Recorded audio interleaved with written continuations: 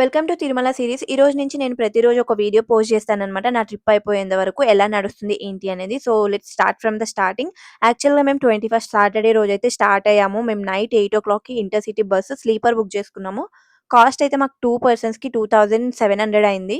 మీరు కూడా ఎవరైనా ట్రైన్‌లో కాకుండా బస్‌లో వెళ్ళేవాళ్ళుంటే ఖచ్చితంగా స్లీపర్ బుక్ చేసుకోండి. బికాజ్ మనం తిరుపతి వెళ్ళిన తర్వాత స్లీప్ సైకిల్ అనేది మొత్తం చేంజ్ అయిపోతుంది. సో, మీకు ఎంత రెస్ట్ దొరికితే అంత వరకు నిద్రపోవడానికి ట్రై చేయండి.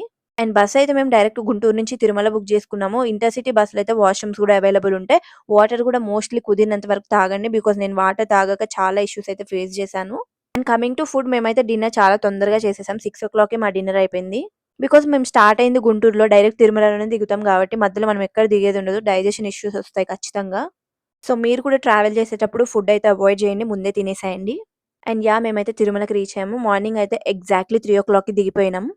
యాక్చువల్‌గా మాకు ఇలా వెళ్ళాలి, అలా వెళ్ళాలి అని ప్లాన్స్ ఏం లేకుండే. జస్ట్ బుక్ చేసుకొని ఎళ్ళిపోయాం అంతే. అండ్ బస్ పడని వాళ్ళైతే లెమన్స్ క్యారీ చేయండి. మేము కొన్ని మెడిసిన్ కూడా క్యారీ చేసినాము. లైక్ డోలో, మోషన్స్ కోసం, హెడేక్ ఇలాంటివి అన్నీ. In case any emergency purpose.